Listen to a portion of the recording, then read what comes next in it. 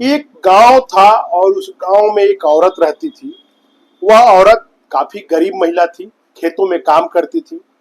प्रत्येक दिन की तरह एक दिन वो काम करके जब अपने घर लौटी तो शाम के वक्त वह अपने घर में काफी बूझी बूझी सी दिखने लगी। उसका पति भी मजदूर ही आदमी था।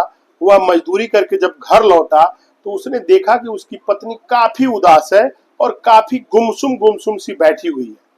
उसको देखा नहीं गया क्योंकि वह लड़की वैसे नहीं रहती थी। वह उसके पास जाके उसके हाथों में अपना हाथ रख के पूछा कि आखिर में इतनी क्यों उदास हो तुम। पत्नी ने पहले टाल मटोल करने की कोशिश की और फिर दूसरे तरफ मुंह करके रोने लगी। पति घबरा गया, पूछा हमें बताओ कि मैटर क्या है, क्यों इतना तुम परेशान हो, ऐसे तो तुम रहती नहीं हो। पति पत्नी से बार बार पूछता रहा और पत्नी बहाना बना के या टाल के अपने पति को बताना नहीं चाह रही थी। ऐसी घटना उसके साथ घटी हुई थी कि पत्नी जानती थी कि अगर मैं इसको बता दूं तो हो सके यह मुझे तलाक दे दे या छोड़ दे और मुझे अपनी पूरी जिंदगी अकेले काटना पड़े। पत्नी पूरी रात बिछौना पे करवटें काटती रही और पति उसको देखते देखते सो गया। सुबह उठा, फिर देखा कि पत्नी का चेहरा काफी बुझा हुआ है। वह फिर पूछा कि तुम बताओ मैटर क्या है, हमें जानना है। ऐसे तो तुम क्या कारण है कि जो हमसे छिपा रही हो। पत्नी पति के बातों को कोई ना कोई बहाना लगा के काटती गई और वह बार बार कहने पे भी उसका कोई जवाब नहीं दिया। पति थक हार के वापस चला गया और दिन भर काम करने के बाद जब शाम को फिर घर आया तो देखा कि पत्नी का चेहरा 24 घंटे बाद आज शाम को भी कल इतना ही उदास है और उतना ही बुझी बुझी सी वह आज भी बैठी हुई है। अब बात ये आती है कि आखिर में कहानी क्या हुई थी कि औरत इतनी घबराई हुई थी। अब पति को शक हो गया और वह समझा कि कोई ना कोई इसके साथ अनहोनी बड़ी हो गई है जो यह हमसे छुपाना चाहती है। वह अपने पत्नी के पास गया और उसके हाथों में अपना हाथ रखते हुए बोला कि तुझे मेरी कसम, तुम्हें बताना होगा कि तुम इतनी उदास और इतनी खोई खोई सी क्यों बैठी हुई हो। पत्नी पति के जिद के आगे टूट गई और बहुत देर तक अपने को रोक नहीं पाई।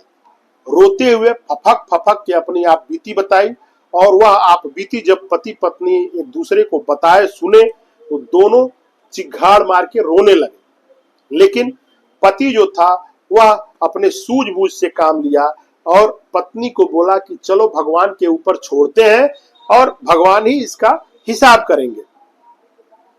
अब मैं आपको बताते चलूं कि वह जो पत्नी थी, जो उसकी पत्नी थी उस मजदूर आदमी का, उसके पत्नी के साथ उसी गांव के कुछ दबंग लोगों ने गैंगरेप कर दिया था और वह गैंगरेप करने के बाद उसको धमकी दिए थे कि अगर तुम इस घटना को अपने परिवार में बताओगी तो हम लोग पूरे परिवार को जान से मार देंगे और तुम किसी को बचा नहीं पाओगे। इसके डर से वह अपने पति को भी नहीं बता रही थी और ना ही अपने आसपास के किसी लोगों को यह घटना बताई। सत श्री अकाल, मैं सुधीर शर्मा, प्रणाम।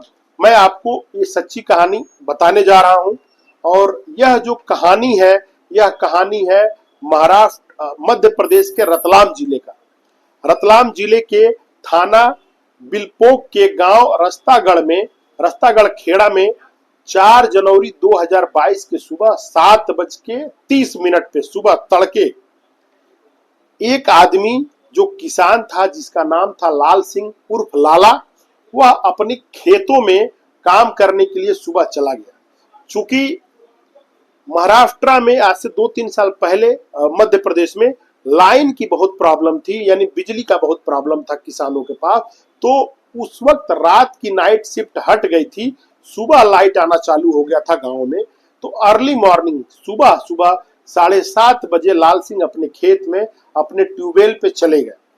अपने ट्यूबवेल पे गए और ट्यूबवेल पे जाके जैसे उन्होंने स्टार्टर का बटन दबाया वैसे एक इतना जोर का ब्लास्ट हुआ कि वहां सिर्फ धूल धुआं और कुछ टुकड़े दिखने लगे। आसपास के खेतों में काम करने वाले लोग तो इस आवाज को सुन के डर ही गए। उस जगह के आसपास के जितने गांव थे वहां तक इस विस्फोट की आवाज गई थी और सारे लोग उस आवाज को सुन के आवाज की तरफ दौड़ने लगे। जब आसपास के खेतों में काम कर रहे किसान जब उस ट्यूबवेल के पास आए तो उन लोगों ने चूंकि लाल सिंह को आते हुए देखा था तो वहां आके पूछने लगे कि लाल सिंह कहाँ हो तुम। बट लाल सिंह ने किसी तरह का जवाब नहीं दिया। लोगों ने देखा कि वहां कुछ मांस के लोथड़े पड़े हुए हैं, कुछ टुकड़े पड़े हैं, जैसे कि वहां से 40 मीटर दूर सर का आधा भाग, कंधे के आधा भाग 100 मीटर दूर ऐसे दूरी पे छिटका हुआ था लाश। लोगों को समझ में आया कि यह ट्यूबवेल में ब्लास्ट हो जाने के कारण लाल सिंह की जान चली गई है। और उसके बाद वहां जब सारे गांव के लोग जुट गए तो कुछ लोगों ने लाल सिंह के परिवार वालों को भी इत्तला कर दिया। लाल सिंह के परिवार में उसका एक 5 साल की लड़की, एक 7 साल का लड़का और पत्नी और उसके 2 बड़े भाई, एक बड़ा भाई मुकेश और लाल सिंह से छोटा भाई राकेश भी मौके पे पहुंच गए। किसी को कोई पता नहीं था कि यह घटना कैसे हो गई, इसके पीछे कारण क्या है। लेकिन जब मांस के टुकड़ों को देखा गया तो लोगों ने पुलिस को फोन कर दिया। पुलिस आई और पुलिस आने के बाद उनके साथ डॉग स्क्वाड और जो भी क्राइम के दौरान घटनाएं घटती हैं, पुलिस आके साक्ष्यों को इकट्ठा चालू किया।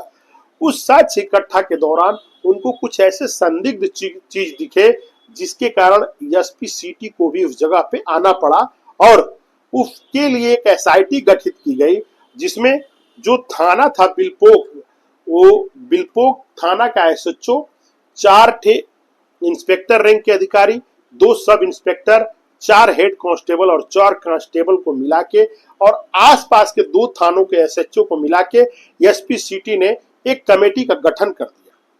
कमेटी के गठन में पाया गया कि वहां पे जिलेटिन और डेटोनेटर बरामद हुए, जिसके विस्फोट में लाल सिंह की मृत्यु हो गई थी। घटना चूंकि 22 तारीख का था, 4 जनवरी का था। 5, 6, 7, 8 पुलिस अपने सबूतों को जुटाने का काम करती रही। इसी दौरान पुलिस को एक सूचना मिली कि ऐसा ही घटना आज से 6 महीना पहले एक और जगह हुई थी और वो जो जगह हुई थी वह जगह इसी गांव में था। और उस घटना घटने के बाद एक आदमी जिसका नाम सुरेश है वह अपने घर से गायब हो गया था। सब जब ये दोबारा घटना घटी है तो उस घटना स्थल के आसपास सुरेश नाम का आदमी दिखा था, लेकिन उसका उस जगह पे कोई लेना देना नहीं था, ना उसका वहां खेत है और ना उधर से आने जाने का रास्ता। और उस दिन दिखने के बाद फिर वो आदमी दिख नहीं रहा है। पुलिस को शक गहरा गई और पुलिस ने पहले तो जहां पे पहला ब्लास्ट हुआ था आज से 6 महीना पहले, उनको अपने हिरासत में लिया और उनसे पूछा कि आखिर में उस दिन क्या हुआ था आपके साथ और क्या चीज से विस्फोट हुआ था। पुलिस के पूछने से उस आदमी ने बताया, जिसका नाम था भंवरलाल पट्टीदार। भंवरलाल पट्टीदार ने बताया कि हमारे ट्यूबवेल के पास भी विस्फोट हुआ था, लेकिन हम उस दिन बाल बच गए थे। चूंकि जो ट्यूबवेल का स्टार्टर था और हम जहां खड़े थे उसके बीच में एक गड्ढा पड़ता है और वहीं एक नीम का पेड़ था, जिस नीम के पेड़ के कारण हम बच गए। और वो जो जिलेटिन का राड और डेटोनेटर था वह उस गड्ढे में था।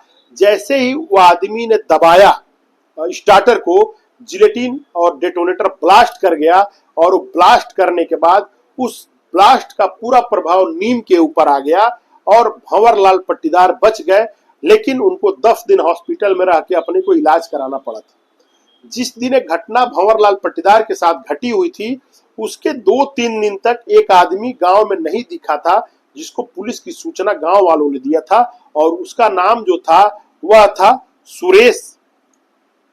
जो सुरेश था उसको पुलिस के नजर में शक गहरी हो गई।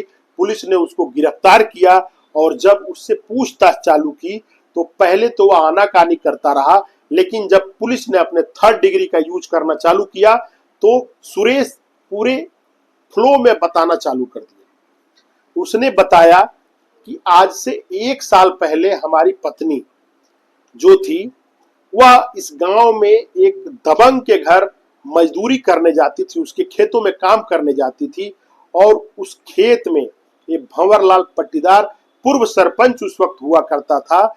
इसके साथ यह जिसकी मृत्यु आज हुई है, जिसका नाम लाला है यानी लाल सिंह है उर्फ लाल सिंह, ये और एक अजीत सिंह नाम का आदमी ने मिलकर हमारे पत्नी के साथ बलात्कार किए थे और बलात्कार करने के बाद हम लोगों को जान से मारने की धमकी दी। वह आदमी उस दिन कसम खा लिया कि हम अपने पति के जो भी गुनाहगार है, हमारे पत्नी के इज्जत या गैंगरेप करने में जो भी गुनाहगार है, उसके लिए वह पहले तो पुलिस के पास गया, पुलिस ने उसकी मदद नहीं की तो वह उसने इस तरह बदला लेने की ठान लिया। पुलिस कह रही थी कि इस घटना के बाद जो 1 साल पहले घटना हुई थी उसकी किसी तरह की सूचना उसको नहीं थी। अब इसमें क्या सच्चाई है यह तो जांच का विषय है, लेकिन जो सुरेश था उसने कहा कि पुलिस हमारी जांच जब स्वीकार नहीं की, हमारे एफआईआर को स्वीकार नहीं की, तो हम इन आतताइयों से, इन बलात्कारियों से बदला लेने का ठान लिए।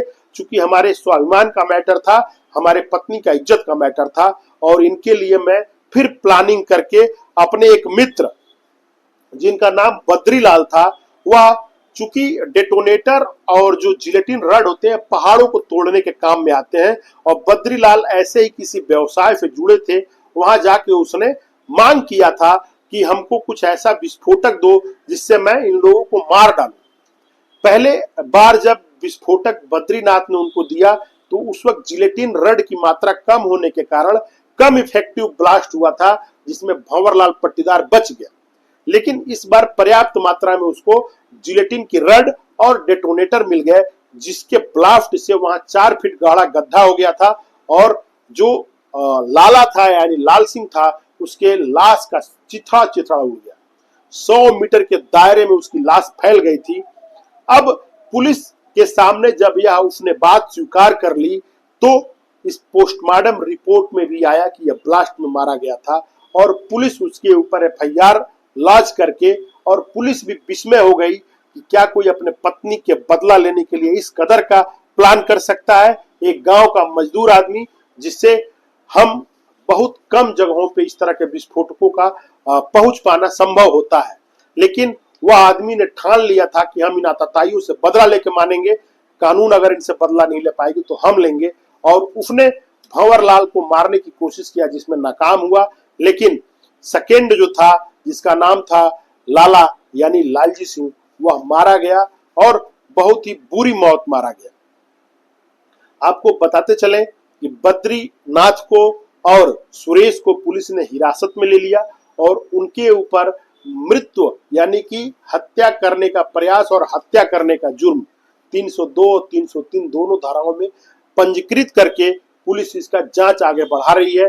फिलहाल दोनों हिरासत में हैं और आपको बताते चलें कि यह जो मेरी आज की कहानी है यह किसी को अपमानित, किसी को भड़काने या किसी को गुमराह करने के लिए नहीं है, यह लोगों को जागरूक करने का एक मेरा तरीका है। लोगों को हम बताना चाहते हैं कि समाज में किस तरह के लोग हैं और क्या क्या करते हैं, किसकी मजबूरी का कैसे फायदा उठाते हैं, और अगर ऐसे लोगों आपके भी समाज में आपके बीच में रहते हैं, उन लोगों से अपने लोगों को सतर्क करने की जरूरत है, जागरूक करने की जरूरत है। अगर मेरा काम आपको पसंद आया हो तो कृपया हमारे इस वीडियो को लाइक और सब्सक्राइब करें। नमस्कार, मैं सुधीर शर्मा।